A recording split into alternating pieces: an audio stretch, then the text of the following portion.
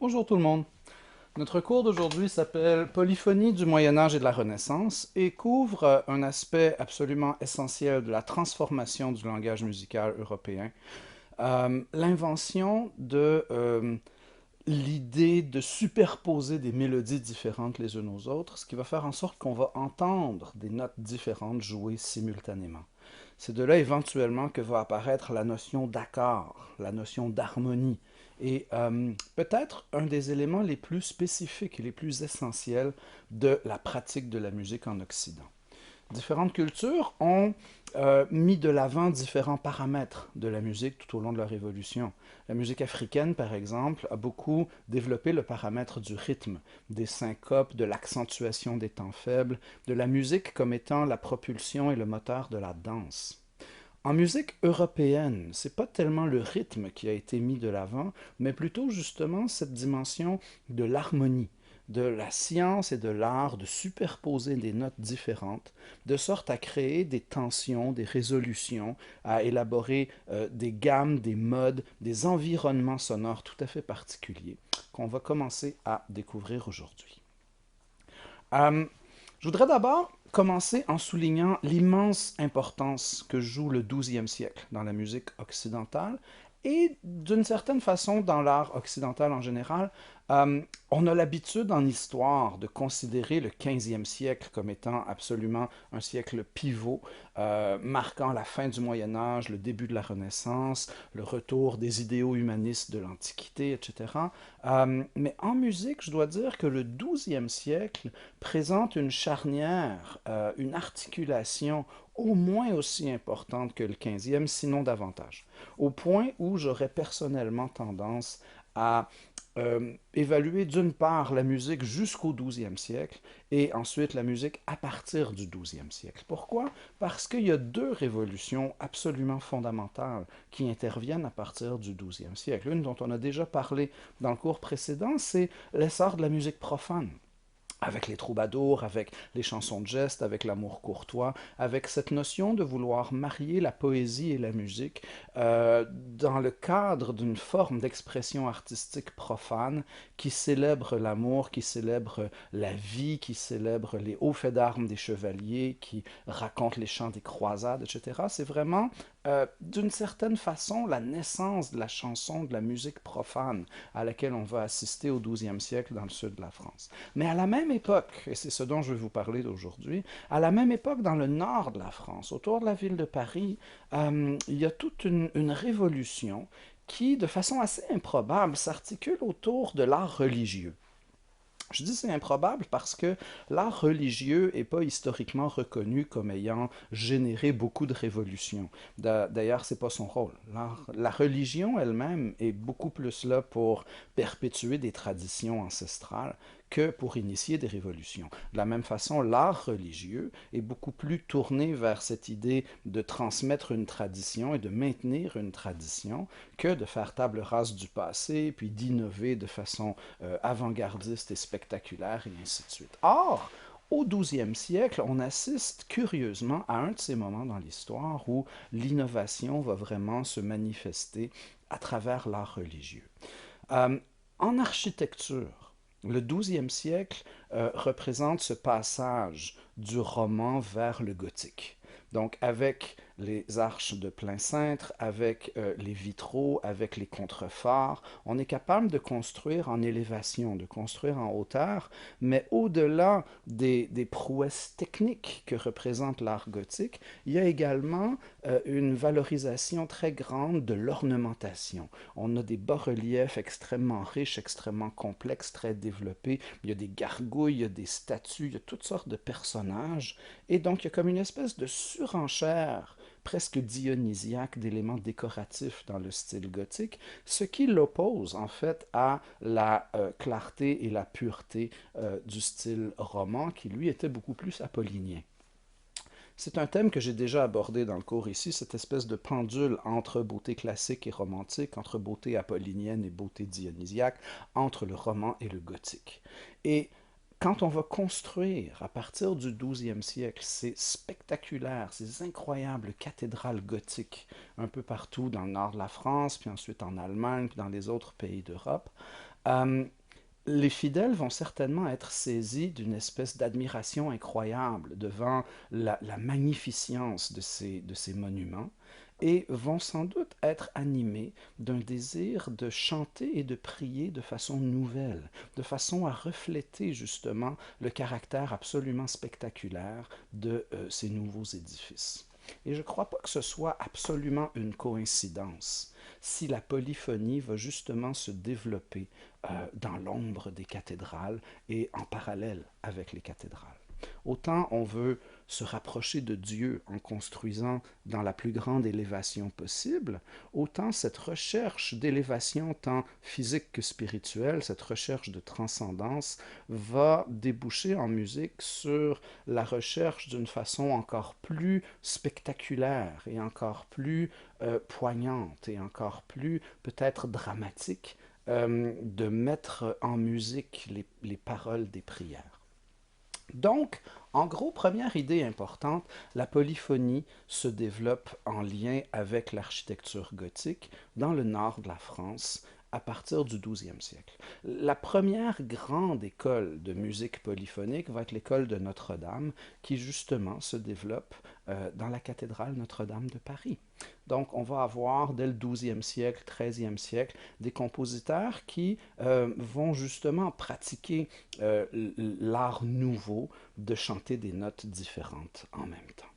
Des compositeurs comme Léonin, comme Pérotin, vont très vite jeter les bases d'une nouvelle pratique qui va gagner l'Europe entière et qui va devenir la façon la plus usuelle de composer la musique à partir de la fin du Moyen Âge. Il est important de souligner que cette nouvelle pratique devait être ancrée dans une forme de tradition. On ne pouvait pas tout simplement éliminer le répertoire grégorien préexistant et composer des nouvelles pièces et dire voici dorénavant ce que nous chanterons à la messe. Bien sûr, on était convaincu à l'époque que les chants grégoriens venaient de Dieu et de l'Esprit Saint à travers cette colombe qui les avait transmis à Grégoire Ier. Donc, il aurait été extrêmement présomptueux et arrogant de se débarrasser d'un répertoire qui provenait de Dieu lui-même. Donc, une idée fondamentale qu'on doit comprendre pour justement saisir comment a pu se développer la polyphonie, c'est de comprendre que on a au départ considéré l'ornementation polyphonique comme une façon d'embellir certains chants préexistants. On n'a pas composé des nouveaux airs de manière polyphonique, on a pris les chants préexistants et on les a, pour utiliser un terme plus contemporain, on les a harmonisés en rajoutant une nouvelle voix qui, à certains moments, chantait des notes différentes. Un peu comme l'art de l'enluminure. Vous savez, au Moyen Âge, il était fréquent, surtout la première lettre d'un chapitre, d'un paragraphe, allait être richement ornementée de toutes sortes de dessins représentant des personnages religieux, des animaux, des éléments de paysage, etc. Donc l'art de l'enluminure est un art extrêmement développé, important et central dans l'iconographie médiévale. De la même façon, on pourrait voir la polyphonie comme une transposition musicale de l'art de l'enluminure. Ce n'est pas toutes les lettres dans le texte qui vont être enluminées, mais la première lettre, l'ouverture du chapitre, la lettre la plus évidente, la plus importante, la première lettre de la page va faire l'objet de riches décorations. De la même façon, on chantait les chants grégoriens et sur certaines notes particulièrement importantes, par exemple le long A sur lequel on allait faire des vocalises pour le mot Amen à la fin du chant, ben, on pouvait le développer, l'ornementer, l'harmoniser de façon polyphonique pour ensuite revenir à l'unisson à la fin. Donc, la polyphonie s'est développée de façon graduelle en étant au départ une espèce d'ornementation passagère sur une seule note et dont la pratique s'est peu à peu généralisée. Donc, on se base sur une mélodie préexistante, la plupart du temps. Cette mélodie préexistante se nomme en latin le cantus firmus, qu'on pourrait traduire en français par chant ferme, c'est-à-dire mélodie préexistante qu'on ne peut modifier. On ne peut la modifier car elle vient de Dieu lui-même. Donc on a cette mélodie préexistante que l'on va harmoniser. La mélodie s'appelle le cantus firmus. Et on a peu à peu développé différentes façons d'harmoniser le cantus firmus. À certains moments, on a harmonisé de façon note contre note, c'est-à-dire que à chaque note de la mélodie préexistante correspondait une note dans le chant ajouté, de sorte que les deux mélodies partageaient le même rythme et changeaient de note en même temps. C'est ce qu'on appelle le déchant, parce que alors qu'une mélodie joue le cantus ou le chant, la mélodie préexistante, l'autre voix va chanter le déchant ou le discantus, c'est-à-dire la nouvelle mélodie qui sert à harmoniser notre cantus firmus, notre mélodie initiale. Une autre façon d'harmoniser le chant va faire intervenir l'utilisation de longues notes tenues. Donc, dans le cantus firmus, dans la mélodie préexistante, on va tenir très longtemps une note et on va rajouter des vocalises, des mélismes, des ornementations mélodiques par-dessus cette note tenue. C'est un procédé qui est très ancien. On le retrouvait même dans la musique profane. Si vous pensez à la façon dont fonctionne une cornemuse, c'est exactement l'équivalent. Quand on écoute une cornemuse, il y a un tuyau sur lequel on ne joue pas, qui tient une note grave fixe, immobile, statique, et il y a un autre tuyau sur lequel on peut boucher les trous, qui lui va jouer la mélodie par-dessus. Donc on a une note basse immobile, et on a par-dessus ça une mélodie qui bouge. Alors transposons ça à la polyphonie religieuse, et ça donne un principe en vertu duquel, dans le cantus firmus, on va étirer la note de basse et on va par-dessus ça rajouter de l'ornementation mélodique. Cette technique s'appelle le contrepoint mélismatique.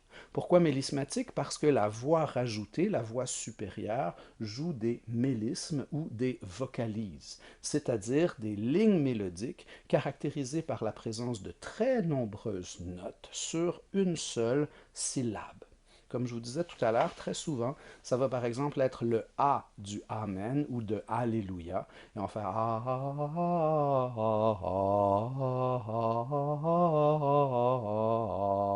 Amen. Alors, sur ces longues fioritures mélodiques, on pourrait tenir une note de basse.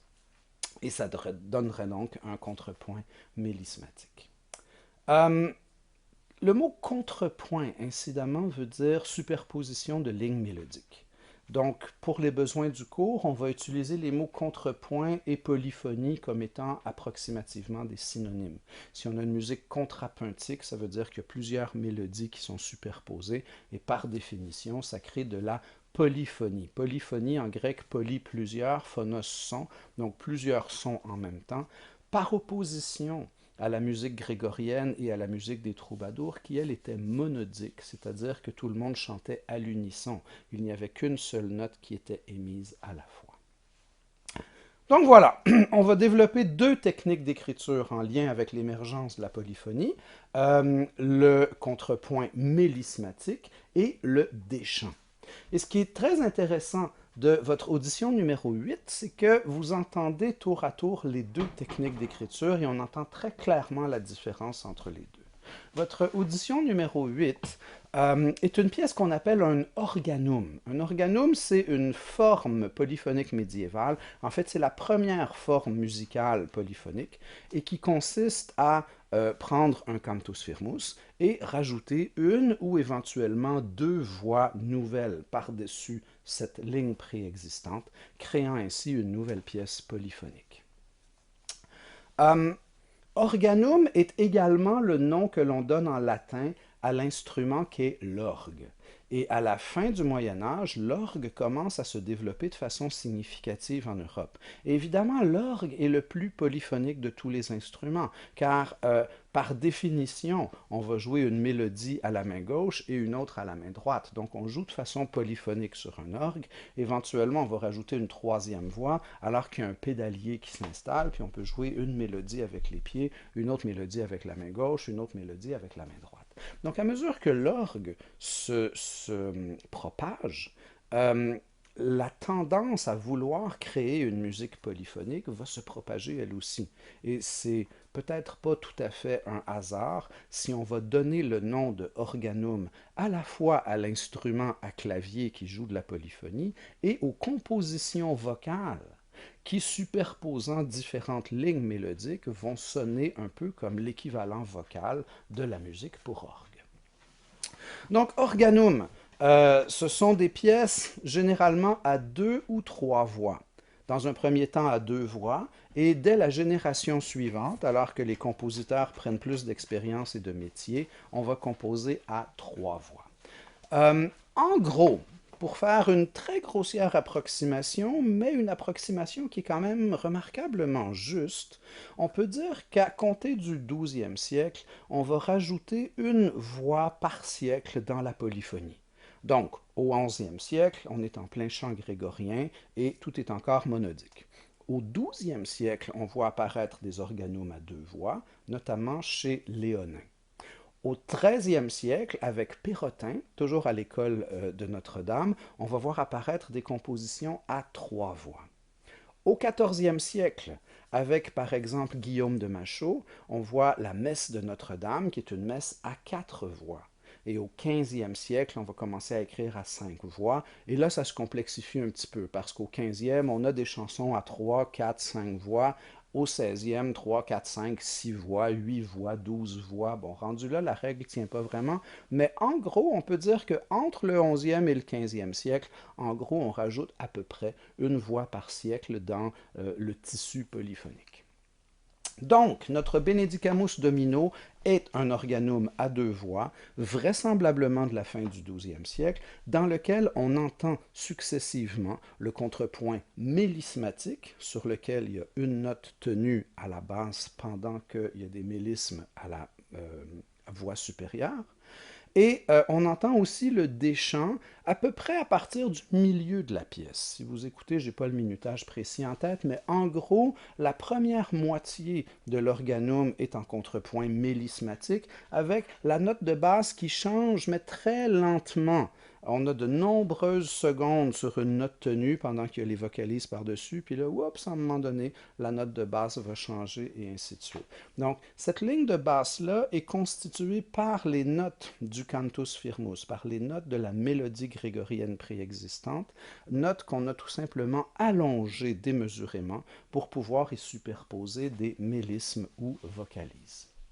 Petite anecdote amusante, les chanteurs qui chantaient ces notes graves, ces notes tenues, étaient les chanteurs qui tenaient les notes longues. Et tenir en latin et en italien se dit tenere. Et tenere, celui qui tenait, on l'appelait le ténor. Donc le mot ténor, l'origine du terme, était justement la voix qui tenait les notes longues dans la polyphonie. Aujourd'hui, bien sûr, le terme a complètement changé de signification. Le mot ténor fait référence à un registre vocal bien précis. Les voix de ténor sont généralement les voix masculines aiguës, par opposition aux voix masculines graves qui sont les basses. De la même façon, dans les voix féminines aiguës sont les sopranos et les voix féminines graves sont les altos. Si jamais vous voyez cet acronyme de SATB en musique, ça veut dire soprano, alto, ténor, basse. C'est l'écriture chorale standard à quatre voix pour voix féminine aiguë, soprano, voix féminine grave, alto, voix masculine aiguë, ténor et voix masculine grave, basse ou baryton. Pour revenir à notre audition numéro 8, le Benedicamus Domino, la première moitié de la pièce, grosso modo, est en contrepoint mélismatique. De la moitié jusqu'aux trois quarts, on est en déchant. Et là, vous entendez que c'est beaucoup plus rythmé parce que pour changer de note en même temps, les voix doivent partager une pulsation commune. Et ça va être une des plus importantes conséquence du développement de la musique polyphonique, le retour à une musique mesurée, avec des temps, avec une pulsation, parce que justement, pour être capable de garder les voix ensemble, pour être capable de synchroniser les voix, on doit faire appel à une pulsation commune à toutes les voix. Ça va bien sûr pas plaire à tout le monde. Il va y avoir des nostalgiques du chant grégorien qui vont prôner pendant des siècles ce retour à une musique dont la rythmique est souple et non mesurée, parce qu'ils vont dire les gens sont uniquement occupés à mesurer et compter les temps et ils peuvent plus prier, ils peuvent plus vraiment se laisser bercer et envoûter par la musique parce qu'ils sont trop occupés à compter.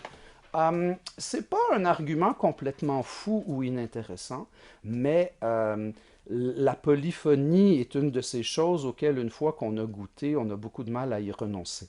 Donc, les gens vont être tellement charmés par justement la fascination de la combinaison des notes différentes qu'on ne va jamais par la suite abandonner la polyphonie, même si certaines autorités particulièrement conservatrices au sein de l'Église chrétienne vont prôner un retour au chant grégorien et à la monodie. Ça n'arrivera pas. Voilà, donc pour revenir à notre Benedicamus Domino, première moitié en contrepoint mélismatique, troisième quart en déchant, mesuré, rythmé, et on finit le dernier quart de la pièce en contrepoint mélismatique. Ça nous donne un peu un genre de structure ABA, les parties A étant le mélismatique, puis la partie B, à peu près au milieu, étant le déchant. Et à la toute fin de l'extrait, vous allez entendre le Cantus Firmus dans sa version grégorienne classique. Donc on entend à peu près toutes les formes possibles de musique vocale religieuse dans l'audition numéro 8. On entend de la polyphonie mélismatique, on entend du déchant et on entend de la monodie, du plein chant, du chant grégorien à une seule voix à la fin. Voilà, donc au XIIe siècle, on écrit des organums à deux voix. Au XIIIe, on rajoute une troisième voix. Et c'est avec l'ajout de cette troisième voix que l'arrivée de la pulsation est vraiment inévitable. Parce qu'à deux voix, on pouvait encore avoir un rythme un peu souple et se suivre mutuellement et s'écouter pour savoir quand changer de note. Mais quand on est rendu à trois voix, on ne peut pas écouter et suivre en même temps deux voix différentes. Donc on a vraiment besoin de cette pulsation, de cette mesure, de cette musique avec des temps forts et des temps faibles pour être capable donc de synchroniser parfaitement les voix. On va voir que au XIIIe siècle, la musique se complexifie beaucoup. Les mélismes deviennent de plus en plus longs, il y a de plus en plus de notes, c'est de plus en plus complexe. Et les chanteurs vont avoir un immense problème à mémoriser ces très longs mélismes, ces longues vocalises. Donc, ils vont avoir recours à un truc mnémotechnique pour être capable de bien apprendre les très longues œuvres, les vocalises très complexes. Ils vont transformer le chant mélismatique en chant syllabique. C'est-à-dire qu'ils vont rajouter des mots, ils vont rajouter des paroles par-dessus les longs mélismes pour être capable de les apprendre, de les mémoriser. Et quand on va rajouter des mots sur un organum, ça va donner un nouveau genre musical qu'on va appeler le motet. M-O-T-E-T, du latin motetus, qui veut simplement dire des mots. Alors c'est de la polyphonie avec des mots. Et ça va devenir très particulier le motet parce que on a trois voix différentes. Et souvent, les trois voix différentes vont chanter trois textes différents. Donc, pour ce qui est de la compréhension des paroles, c'est vraiment pas l'idéal. Le motet est un exemple de chaos linguistique assez intense, d'autant plus que très souvent les voix rajoutées, les voix supérieures, les nouvelles voix qu'on a rajoutées au Cantus Firmus vont recevoir des paroles en langue vernaculaire. Donc, vu qu'on est dans le nord de la France, très souvent en langue d'oïl, alors qu'évidemment, notre Cantus Firmus, en dessous de ça, lui, a des paroles en latin. Donc, non seulement on a trois voix qui chantent trois textes différents en même temps, mais sur ces trois textes-là, il y en a un qui est en latin à la base, puis les deux autres sont en langue d'oïl. Donc, vous voyez à quel point c'est un chaos sémiologique intense, le motet, mais il faut comprendre que les paroles ne sont pas vraiment là pour être comprises. Les paroles sont là pour aider la mémorisation des très longues lignes mélodiques et pour permettre donc le développement de la polyphonie à travers la pratique de la musique.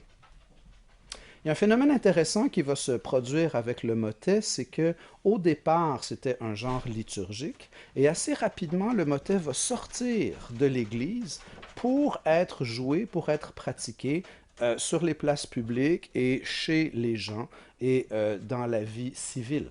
Donc, on va lui rajouter des instruments et à mesure qu'il s'éloigne de l'Église, le motet va pouvoir aborder des thèmes de plus en plus riches, de plus en plus variés, de plus en plus éloignés de l'idéologie religieuse et parfois même on va retrouver des motets dont les thèmes sont un peu coquins ou grivois. Donc, oui, le motet, c'est la voie de l'avenir. Au 13e siècle, au 14e siècle, c'est le genre par lequel la polyphonie va continuer de se développer d'une façon de plus en plus complexe, malgré les obstacles qu'on va rencontrer avec la complexité des mélodies, on va contourner le problème en rajoutant des paroles. On ne comprend pas vraiment les paroles parce qu'il y a trop de mots différents qui sont chantés en même temps, mais ça permet de continuer à faire avancer la musique polyphonique et d'explorer des rythmes et des harmonies de plus en plus complexes. Cette quête de la complexité est particulièrement évidente dans la musique du 14e siècle, alors que se développe un courant artistique auquel on va donner le nom de ars nova, art nouveau en latin. Ars nova était au départ le titre que le compositeur Philippe de Vitry a donné à un traité de composition rédigé autour de l'an 1320, traité dans lequel il va décrire en détail les nouveaux procédés compositionnels qu'il va prôner, les rythmes de plus en plus complexes, de plus en plus rapides, de plus en plus saccadés et syncopés, les harmonies de plus en plus dissonantes qu'il va utiliser. Donc l'Ars Nova présente vraiment une musique qui est de plus en plus abstraite, dissonante, saccadée et difficile à comprendre pour plusieurs mélomanes de l'époque, y compris plusieurs autorités religieuses qui vont voir avec stupéfaction ces chansons presque inchantables, rythmiquement difficiles, harmoniquement dures à l'oreille, et il va y avoir un très grand mouvement de nostalgie du chant grégorien et de la monodie à ce moment-là. Il y a un texte célèbre du pape Jean XXII qui va rédiger une bulle papale dans laquelle il va dénoncer les procédés absolument, je dirais pas hérétiques, mais très hautement discutables de l'Ars Nova. Et j'ai reproduit ce texte-là de Jean XXII dans votre cahier de notes de cours. C'est selon moi un phénomène extrêmement intéressant parce que c'est peut-être la première instance qu'on a en musique occidentale d'un conflit ouvert entre les modernes et la tradition. Donc Philippe de Vitry puis les compositeurs de l'Ars Nova incarnent une nouvelle façon de concevoir la musique, une musique qui est plus dissonante, qui est plus difficile à l'oreille, difficile d'accès, moins évidente à chanter, mais qui représente d'une certaine façon une recherche de nouveauté, d'innovation et d'originalité. Et en contrepartie, on a Jean XXII et on a plusieurs autorités ecclésiastiques qui dénoncent ces nouvelles pratiques musicales et qui prônent justement un retour à la monodie, au plein chant, au chant grégorien et ainsi de suite. Donc, je pensais que les conflits entre les anciens et les modernes étaient une chose relativement récente dans l'histoire de l'art occidental. Et j'ai été très surpris de voir que ça remontait au Moyen Âge et que dès le 14e siècle, on avait déjà ce genre de friction, disons, entre progressistes et conservateurs. Mais force est d'admettre qu'on a bel et bien, dès le 14e siècle, cette espèce de tension, de conflit entre les anciens et les modernes. La chose qui est encore plus fascinante, c'est que quand on regarde quelles sont les caractéristiques de l'Ars Nova qui en font la modernité, c'est des choses que j'ai déjà mentionnées tout à l'heure, mais je vais y revenir quand même rapidement, les notes rapides, les rythmes syncopés, les notes disjointes, on va sauter d'une note à une autre qui est plus éloignée au lieu de chanter la note qui est juste à côté. Donc des mélodies disjointes qui sautent continuellement du grave à l'aigu et des harmonies dissonantes, des harmonies faites avec des intervalles tendus, des intervalles qui ne sont pas consonants mais qui sont dissonants et qui très souvent vont impliquer ce qu'on appelle dans notre jargon de musicien des altérations accidentelles, des notes qui ne font pas partie de la tonalité principale mais qu'on va hausser ou qu'on va abaisser pour créer des dissonances toutes particulières. Toutes ces caractéristiques-là, on va les retrouver au milieu des années 1940 dans l'histoire du jazz, dans un style qu'on va appeler le bebop, qui est le style de Charlie Parker, de Dizzy Gillespie, de Bud Powell, et qui, dans l'histoire du jazz, marque l'arrivée du jazz moderne. Le bebop va prôner des tempos extrêmement rapides, des mélodies très syncopées, des mélodies avec des mouvements très disjoints et des harmonies très dissonantes, des accords avec des quintes altérées, puis des extensions harmoniques, puis toutes sortes de choses qui heurtent l'oreille des gens habitués aux harmonies plus consonantes. Donc, très curieusement, on peut voir que à 6 siècles d'intervalle, ce qui faisait la modernité de l'ars nova au Moyen Âge est remarquablement similaire à ce qui fait la modernité du bebop dans les années 1940. Les critères de la modernité ont remarquablement peu changé en 600 ans. Voilà. Donc, vous allez entendre les caractéristiques de l'Ars Nova dans votre audition numéro 9, une pièce de Philippe de Vitry qui s'appelle Garit Gallus et dans laquelle on a 3 voix. La voix grave ici est jouée par une viole de gambe, une espèce de violoncelle ancien. Par contre, vous avez 2 voix chantées par-dessus qui sont chantées en vieux français, qui chantent des textes différents. Donc la recherche de complexité rythmique est au cœur même de la pratique musicale de l'Ars Nova. C'est entre autres avec l'Ars Nova qu'on va pour la première fois utiliser des mesures à 2 et 4 temps. Avant ça, on utilisait seulement les mesures à 3 temps. Les mesures à 3 temps étaient la pratique courante, la pratique établie.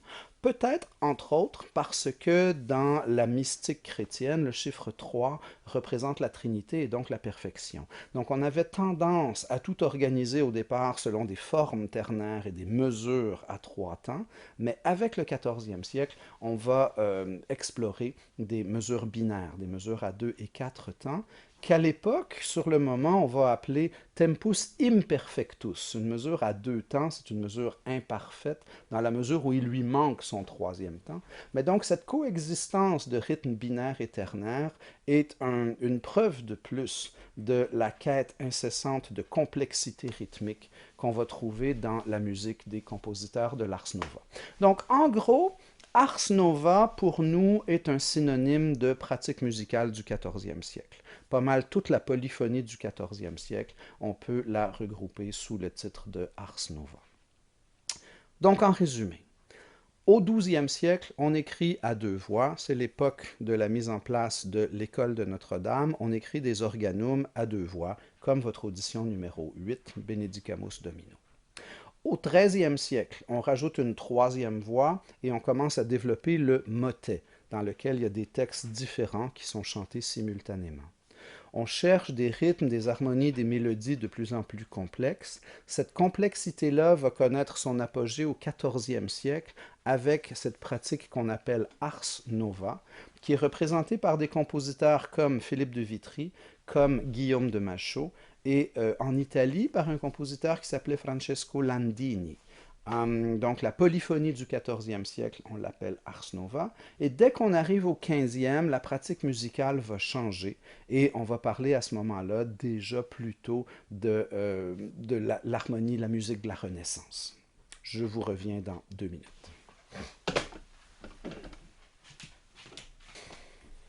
Rebonjour! Donc nous allons maintenant aborder la 2e partie de l'exposé d'aujourd'hui sur la polyphonie de la Renaissance. Il y a 2 choses à distinguer au niveau de la polyphonie de la Renaissance. Il y a comme 2 grands courants que j'aimerais que vous puissiez distinguer.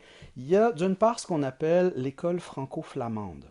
et d'autre part, ce qu'on va appeler la chanson polyphonique française. Il y a beaucoup d'autres choses qui se passent à la Renaissance, c'est une période très riche, très vaste, très complexe, mais c'est les deux éléments que j'ai choisi de retenir dans le cadre de votre cours, et en quelque part, ce sont les plus importants et les plus représentatifs de ce qui se passe à ce moment-là.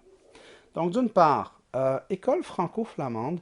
Flamande, évidemment, fait référence aux Flandres, donc au nord de l'Europe, cette région qui comprend une partie du nord de la France, la Belgique, la Hollande, région qui, pendant le 16e siècle, va devenir immensément riche et prospère. Si un jour vous étudiez l'histoire de l'art, l'histoire de la peinture, vous allez voir qu'au 16e siècle, il y a deux grands foyers de peinture en Europe. Il y a l'école italienne et il y a les maîtres flamands. Donc cette école franco-flamande dont je parle à l'instant est un peu le pendant musical des maîtres flamands en peinture et représente justement l'essor culturel et artistique qui va animer cette région de l'Europe à la fin du 15e et au 16e siècle. Les compositeurs franco-flamands vont être influencés notamment par les compositeurs anglais, pour toutes sortes de raisons, dont certaines géopolitiques.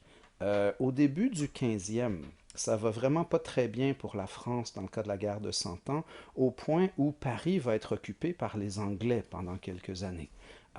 Juste avant que Jeanne d'Arc n'arrive pour bouter les Anglais hors de France, si Jeanne d'Arc voulait bouter les Anglais hors de France parce qu'il y en avait partout. Et un petit peu comme les Anglais vont envahir le monde dans les années 1960 avec cette invasion britannique incarnée par les Beatles et les Rolling Stones, ben, il y avait déjà eu auparavant, au 15e siècle, une première invasion britannique avec des noms un peu moins connus, comme John Dunstable par exemple. Mais ce qui est important de mentionner, c'est que la pratique musicale des Anglais est très tributaire de celle des Celtes. Et le peuple celtique a toujours été un peuple pour lequel la musique est extrêmement importante. Donc les bardes sont très importants dans la tradition celte et ils connaissent des centaines de mélodies. Il y a toute une espèce de mémoire collective qui est emmagasinée par les chansons et qui est transmise oralement de génération en génération par les chansons. Donc les Celtes sont un peuple très musical et une caractéristique de la musique celtique, c'est l'utilisation, la valorisation d'un intervalle très particulier qu'on appelle la tierce, et qui est l'intervalle entre la première et la troisième note de la gamme. Donc, entre Do et Mi, par exemple, on a ce qu'on appelle une tierce majeure. Entre La et Do, on aurait une tierce mineure. Mais toujours est-il que la tierce joue un rôle très très important dans la musique celtique et son utilisation par les compositeurs anglais au 15e siècle va avoir une très grande influence sur tout le nord de l'Europe à la Renaissance, au 15e, au 16e siècle, et par extension et par la suite sur l'ensemble de la pratique musicale européenne. Pourquoi c'est important? Pour différentes raisons. Je pourrais déjà vous dire le punchline, c'est qu'on a besoin des tierces pour faire des accords. Dans un accord de Do majeur, on a les notes Do, Mi, Sol. Ben, de Do à Mi, on a une première tierce, puis de Mi à Sol, on a une deuxième tierce. Donc nos accords dans le système tonal sont faits avec des tierces. Pour qu'on arrive un jour historiquement à notre système tonal fait avec des accords majeurs et mineurs, il fallait qu'on passe par cette étape à partir de laquelle la tierce est considérée comme une consonance. La tierce existait avant le 14e siècle, mais elle était dissonante. C'était un intervalle instable qu'il fallait résoudre. Les seuls intervalles véritablement stables étaient les octaves, les quartes et les quintes. Alors, à mesure qu'on va entendre des tierces et qu'on va s'habituer à cet intervalle-là, on va le considérer de plus en plus comme un intervalle consonant, de sorte qu'on va pouvoir superposer les tierces et ne plus se sentir obligé d'aller les résoudre sur un autre intervalle. Et donc cette étape à partir de laquelle la tierce devient consonante est absolument incontournable et fondamentale dans la mise en place du système tonal qu'on utilise encore aujourd'hui et qui est caractérisé par une prédominance d'accords majeurs ou mineurs. Dans à peu près tous les accords du système tonal, il y a des tierces. Donc cet apprivoisement de la tierce était une étape absolument obligée dans l'évolution de la musique occidentale. L'autre chose qui est vraiment importante en lien avec l'école franco-flamande, c'est qu'ils vont inventer un nouveau procédé de composition musicale qui est extrêmement riche, extrêmement inspirant et qui crée dans la musique une force et une logique et une limpidité et une évidence nouvelle. Je vous ai dit que ce qui anime la musique du 11e au 14e, c'est une recherche croissante de complexité. On utilise une polyphonie de plus en plus dense et complexe, des rythmes de plus en plus complexes, des accords de plus en plus denses, et donc il y a cette recherche croissante de complexité. Le défi qui va animer les compositeurs à partir du 15e, c'est en quelque sorte de faire le ménage dans la polyphonie pour lui ramener une espèce de forme de clarté, de logique et d'évidence. La polyphonie médiévale peut être extrêmement chaotique et plusieurs compositeurs à partir de l'Ars Nova, vont ressentir ce besoin de clarifier le discours et de le rendre plus harmonieux et plus logique et plus cohérent. Le procédé absolument génial que vont développer les compositeurs franco-flamands, c'est quelque chose que nous on appelle dans notre jargon universitaire le contrepoint imitatif et que dans la vie de tous les jours on appelle plus communément le canon. Donc ça consiste à faire en sorte qu'une voix joue une mélodie et ensuite une deuxième voix fait son entrée en jouant la même mélodie mais avec un décalage. Et une troisième voix va ensuite entrer avec la même mélodie, mais encore une fois avec ce décalage. C'est ce qui arrive quand on chante Frère Jacques en canon. La première voix chante Frère Jacques. Quand la première voix est rendue à Dormez-vous, la deuxième voix fait son entrée avec Frère Jacques. Quand la première voix chante Sonnez les matines, la deuxième voix chante Dormez-vous, la troisième voix fait son entrée avec Frère Jacques. Quand la première voix chante Ding Dang Dong, la deuxième voix chante Sonnez les matines, la troisième voix chante Dormez-vous, la quatrième voix fait son entrée avec Frère Jacques. Donc la mélodie est continuellement rendue à 4 moments différents de son déroulement. Et cette superposition d'une même mélodie rendue à 4 endroits différents de son déroulement fait en sorte, si vous voulez, que la mélodie génère son propre accompagnement parce que, étant rendu à 4 moments différents de son déroulement, il y a des notes différentes qui sont entendues et qui créent donc de l'harmonie, qui créent l'accompagnement, qui créent la polyphonie. Donc c'est une polyphonie à 4 voix, mais dans laquelle il n'y a qu'une seule mélodie, qui est continuellement reprise et échangée d'une fois à l'autre, d'une voix à l'autre, pardon.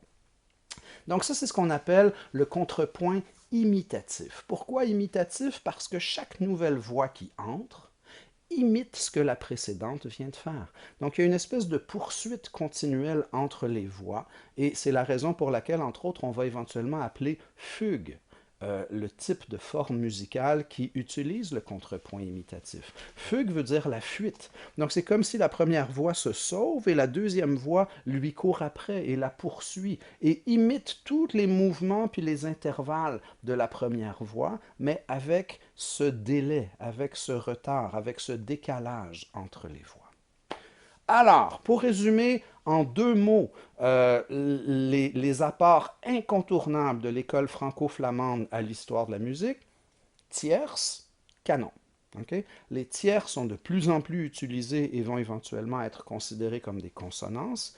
Et le canon, ou écriture en contrepoint imitatif, fait en sorte que la polyphonie prend une clarté beaucoup plus grande, parce qu'on comprend que c'est une seule mélodie qui circule continuellement d'une voix à une autre.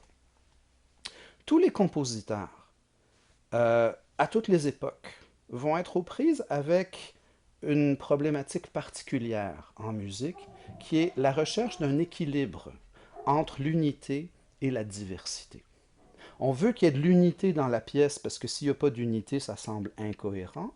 Et on veut qu'il y ait une certaine diversité parce que s'il n'y a pas de diversité, la pièce est plate. Or, le contrepoint imitatif est un des plus importants générateurs d'unité qu'on puisse imaginer dans la musique polyphonique. On ne peut pas imaginer une polyphonie plus unifiée que celle dans laquelle toutes les voix chantent la même mélodie, mais pas en même temps. Donc il y a une énorme unité au niveau du matériau employé, mais en même temps le décalage entre les voix fait en sorte qu'on entend continuellement des notes différentes qui se superposent l'une à l'autre et qui créent de l'harmonie.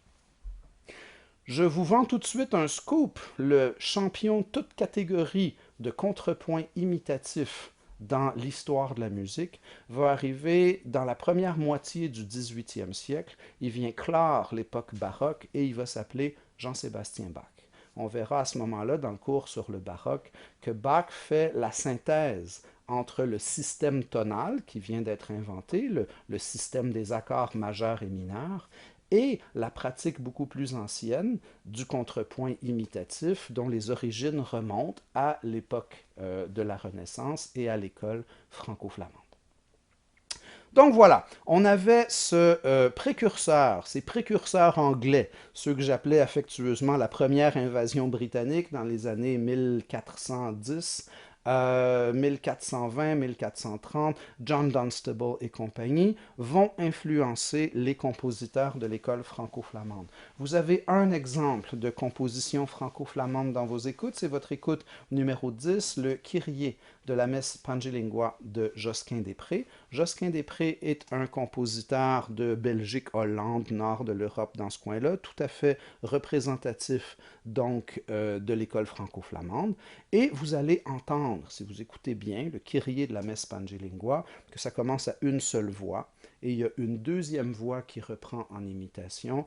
Par la suite, un peu plus tard, parce que ça reste à deux voix un certain temps, il y a une troisième voix puis une quatrième voix qui font leur entrée, et la pièce se développe en contrepoint imitatif à quatre voix. Donc c'est le principe du canon, c'est le principe de la mélodie préexistante. Ici, le cantus firmus, c'est une mélodie grégorienne qui s'appelle justement le Pangelingua. C'est pour ça que la messe s'appelle la messe Pangelingua. On va souvent donner à la messe le nom de la mélodie grégorienne préexistante dont on s'est servi en guise de cantus firmus. Donc ici, Josquin-des-Prés utilise la mélodie grégorienne du Pangelingua. C'est la mélodie grégorienne du Pangelingua.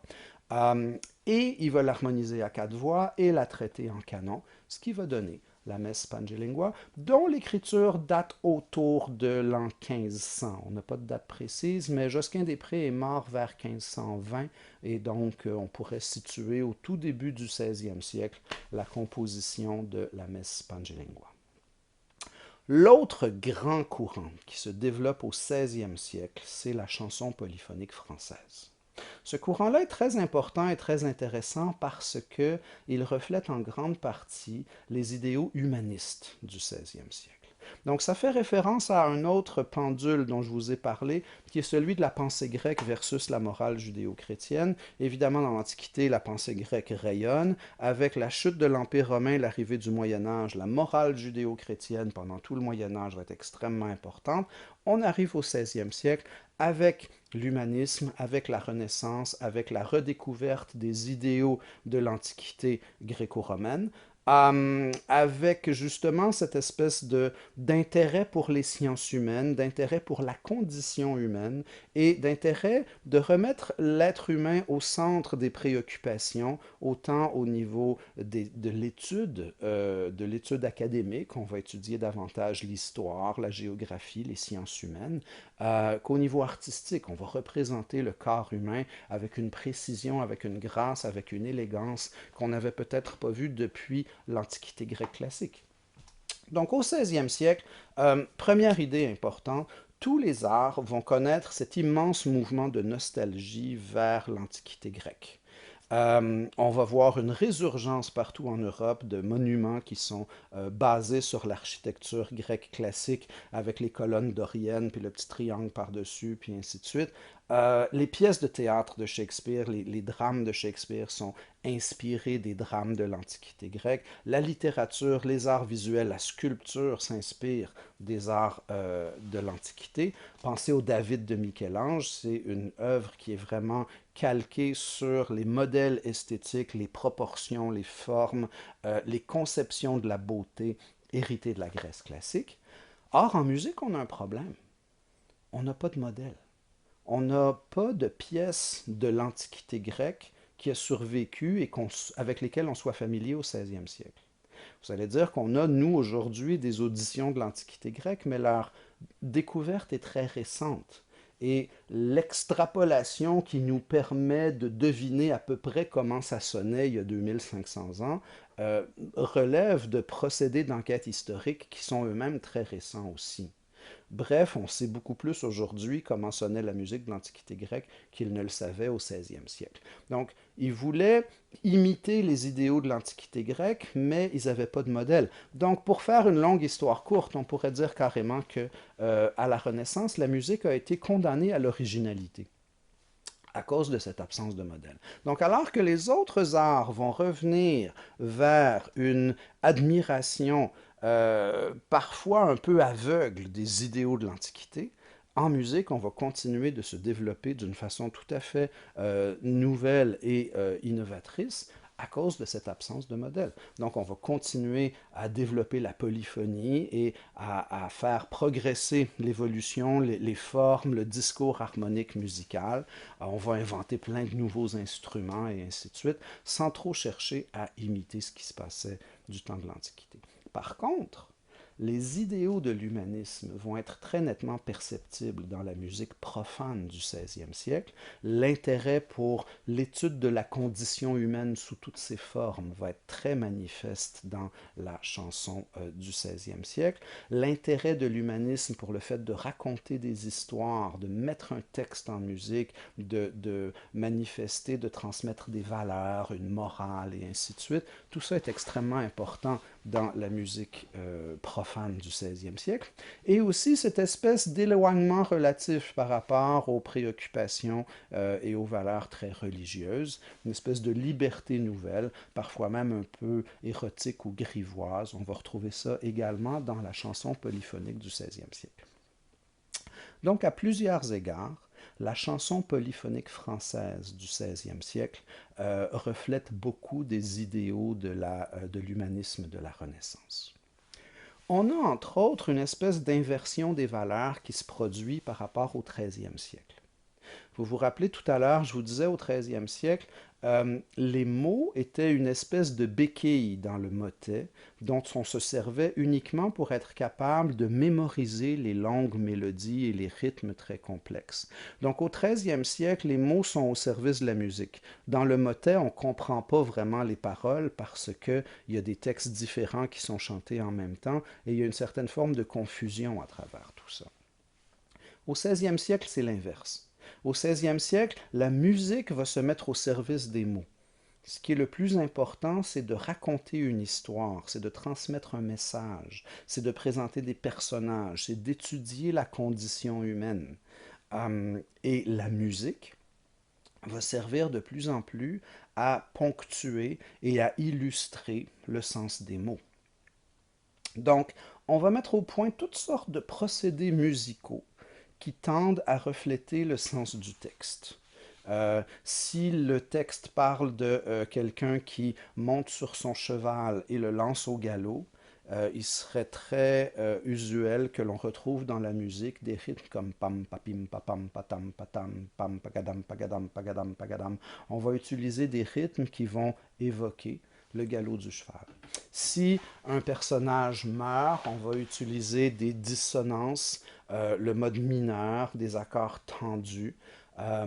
Si on parle de quelqu'un qui meurt, on va utiliser des gammes ascendantes pour montrer que son âme monte au ciel, puis ainsi de suite. Donc il y a toute une forme, disons, d'illustration musicale des propos du texte, et ce procédé-là va s'appeler des madrigalismes.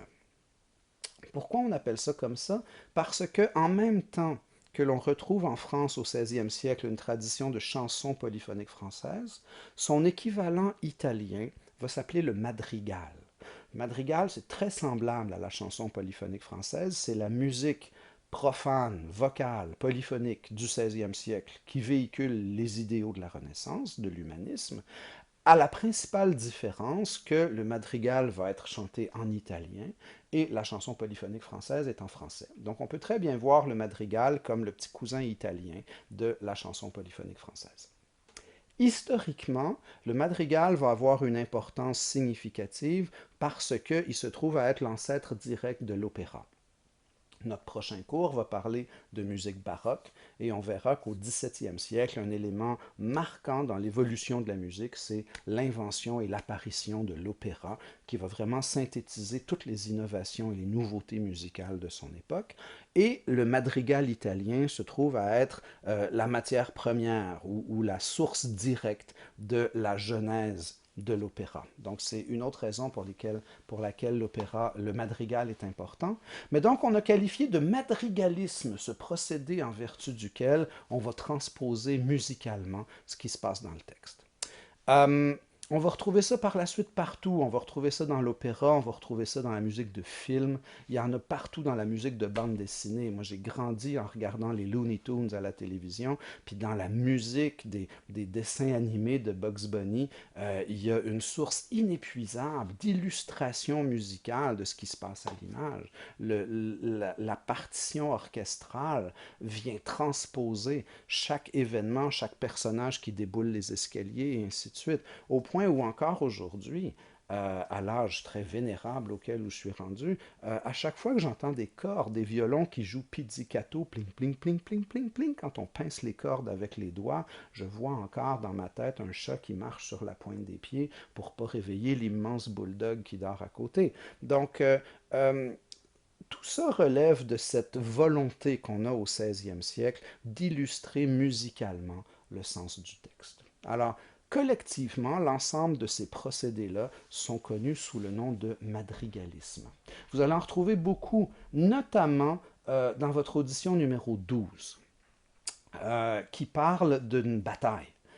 Clément Jeannequin, dans sa célèbre pièce La guerre, va mettre en musique la bataille de Mérignan. C'est une bataille dans laquelle les troupes de François Ier ont finalement, difficilement, gagné contre le duc de Milan. Vous pourrez faire des recherches, si vous voulez, sur la bataille de Mérignan. Mais donc, c'est l'incident historique qui a servi d'inspiration pour la composition de cette pièce, de cette chanson de Clément Jeannequin qui s'appelle La guerre ou la bataille. On la connaît sous les deux titres. Et remarquez qu'avec 5 voix a cappella, Jeannequin réussit à recréer l'espèce de tourbillon de sons et d'événements qui caractérise le chant de bataille.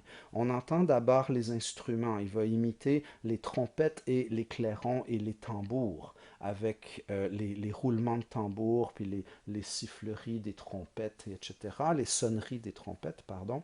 Euh, Par la suite, on va entendre les sons de la bataille. On va entendre les voum, voum, voum, voum, le sifflement des flèches, pati patakati katakatik, le cliquetis des épées sur les armures et les boucliers, boum, boum, boum, boum, boum, boum, les coups de canon, puis les arquebuses, puis ainsi de suite. Donc, tous les principaux bruits du champ de bataille sont utilisés par Jeannequin dans sa chanson sous forme d'onomatopée.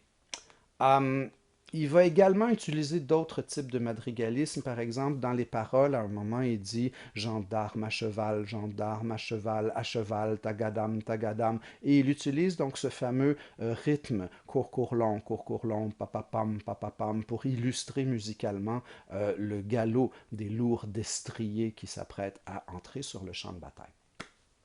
Donc, dans la guerre, Jeannequin fait usage d'énormément d'imagination, d'une part dans l'utilisation des onomatopées, d'autre part dans une très grande liberté rythmique à travers laquelle il vient avec 5 voix représenter la complexité du champ de bataille.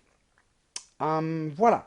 Donc, vous avez deux auditions de Clément Jeannequin, La guerre dont je viens de parler, et une autre qui s'appelle Martin me noie son pourceau, que j'ai choisi en raison justement du propos, parce que je vous disais que l'humanisme correspond à une liberté nouvelle et à un certain éloignement face à l'emprise idéologique de l'Église. Donc l'art du XVIe siècle est souvent plus porté vers les choses de l'amour, vers une certaine sensualité, parfois même un côté un peu grivois. Et ça va être le cas de Martin me noie son pourceau, qui raconte les mésaventures de deux personnages, un masculin et féminin, qui ressentent le besoin au milieu d'un chant de s'amuser avec les moyens que la nature a mis à leur disposition, mais qui sont embêtés parce qu'ils ont un cochon, qui ne savent pas trop quoi faire avec le cochon.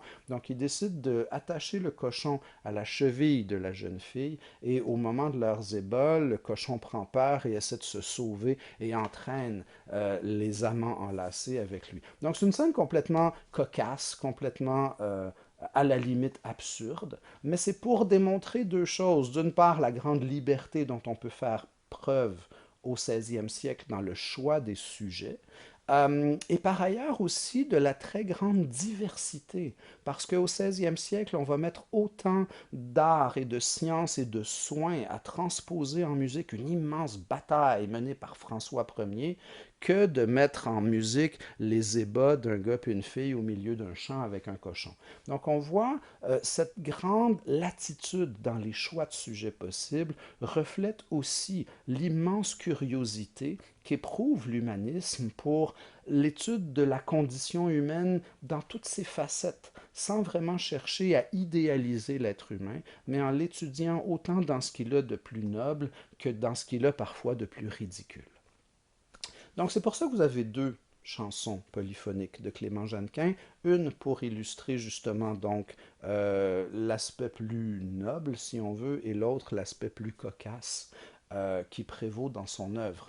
Mais vous avez dans les deux cas cette grande volonté d'utiliser une musique qui transmet les paroles de la façon la plus imagée, la plus claire possible, et donc cette inversion des rôles dont je parlais tout à l'heure, alors qu'au XIIIe siècle, les mots étaient au service de la musique, au XVIe siècle, c'est la musique qui est au service des mots dans le grand cadre de cette chanson humaniste de la Renaissance. Le dernier exemple, c'est un très célèbre poème de Pierre de Ronsard, Mignonne, allons voir si la rose, qui a été mis en musique par Guillaume Costelet.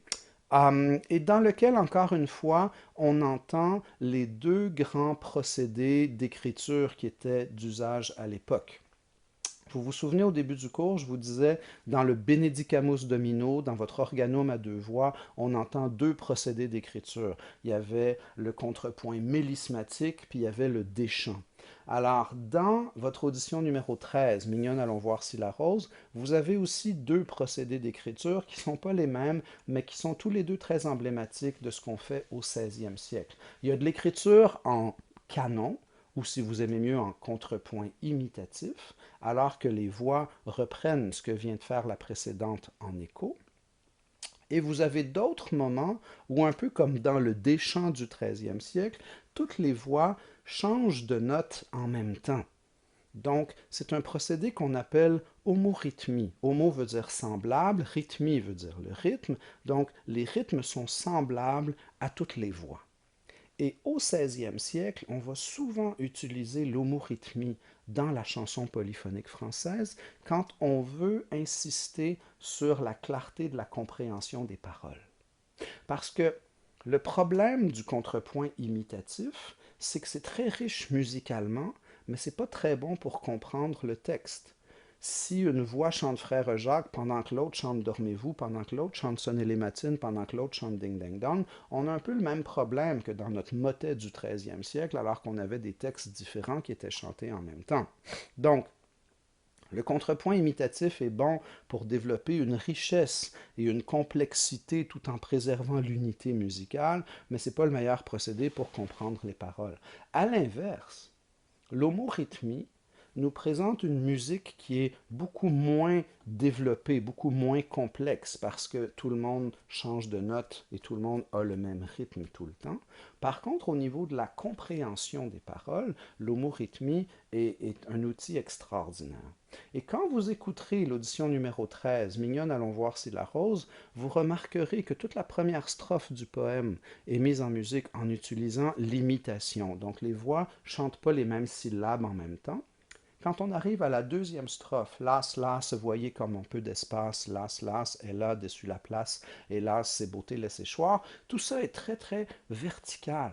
Les voix changent de notes et de syllabes en même temps. Donc le texte est beaucoup plus facile à suivre.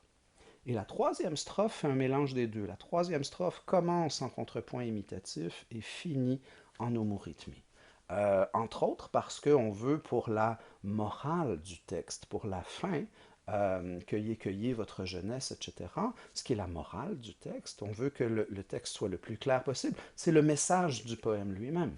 Donc pour ces trois derniers vers, pour ces trois dernières lignes du poème, on utilise l'homorythmie pour que vraiment le sens du texte soit aussi clair que possible. Voilà, donc ça fait le tour de ce que je voudrais que vous reteniez du 16e siècle. D'une part, école franco-flamande, d'autre part, chansons polyphoniques françaises, lesquelles, chacun à leur façon, vont développer l'art renaissant, vont développer la polyphonie, vont développer des nouveaux procédés d'écriture et de composition. L'école franco-flamande est plus souvent associée à une forme d'art religieux. Il y a des chansons profanes franco-flamandes, mais il y a énormément de messes, de motets, d'œuvres religieuses, entre autres parce que justement le contrepoint imitatif, l'écriture en canon, se prête merveilleusement bien à la messe. Parce qu'on connaît déjà les paroles de la messe, donc on peut les enchevêtrer les unes dans les autres sans que ce soit trop problématique. Dans le cas de la musique profane, c'est souvent des poèmes qui viennent d'être écrits et dont les gens ne connaissent pas d'avance les paroles. Donc, il devient plus important d'utiliser des procédés qui vont permettre de clarifier le sens du texte. Donc, on a peut-être un petit peu moins de marge de manœuvre pour ce qui est d'utiliser une écriture en canon très complexe dans le cas de la musique profane, parce que le but premier, justement, c'est de raconter une histoire et de faire comprendre les mots. Donc, on utilise plus souvent l'homorythmie dans la musique profane et on va la retrouver beaucoup, notamment dans la chanson polyphonique française. Ceci dit, l'utilisation de l'homorythmie dans la chanson polyphonique française fait en sorte que, qu'est-ce qu'on entend au fond, c'est des accords. Cette grande verticalité-là dans le discours habitue l'oreille à percevoir la polyphonie non plus simplement comme une superposition de lignes mélodiques distinctes, mais de plus en plus comme ce qu'on va appeler très bientôt une succession d'accords. Et ça, c'est l'étape suivante dans l'histoire de la musique, dans l'évolution de la musique. On va voir qu'à partir de 1600, à l'époque baroque, va apparaître l'opéra, dans lequel on va voir apparaître justement une nouvelle syntaxe musicale, une nouvelle façon d'organiser la musique basée sur une mélodie et des accords. Et ces accords-là vont constituer ce qu'on appelle le système tonal. D'où proviennent les accords? Ils proviennent en grande partie de cette nouvelle façon d'entendre la musique qu'on a développée au XVIe siècle avec l'utilisation de l'homorythmie, notamment dans la chanson polyphonique française. Donc, la prochaine fois, on verra justement qu'est-ce qui arrive à partir du XVIIe avec l'invention de l'opéra. On va parler notamment de l'invention des instruments puis du développement des instruments parce que la plupart de nos auditions encore aujourd'hui, ce sont toutes des pièces a cappella. La musique de la Renaissance utilise très très souvent la voix. Les instruments sont facultatifs et quand on utilise les instruments, ils vont souvent doubler les lignes des voix. Ils font simplement renforcer les lignes vocales. Les instruments n'ont pas de ligne mélodique qui leur est spécifique. Au XVIIe, tout ça va changer, les instruments vont prendre un nouveau rôle, l'opéra va apparaître, le système tonal va apparaître. Donc on a des grands bouleversements à partir de 1600. Mais ces bouleversements-là sont en grande partie tributaires de toutes ces innovations qu'on a développées au XVIe. Donc voilà, ce sera l'objet de notre prochain exposé, la musique baroque au XVIIe siècle. D'ici là, réécoutez donc vos auditions 8 à 13 qui représentent vraiment la polyphonie médiévale et renaissante. Lisez le chapitre pertinent dans votre cahier de notes de cours et la semaine prochaine, on étudiera la musique baroque. Alors portez-vous bien, à très bientôt. Bye bye.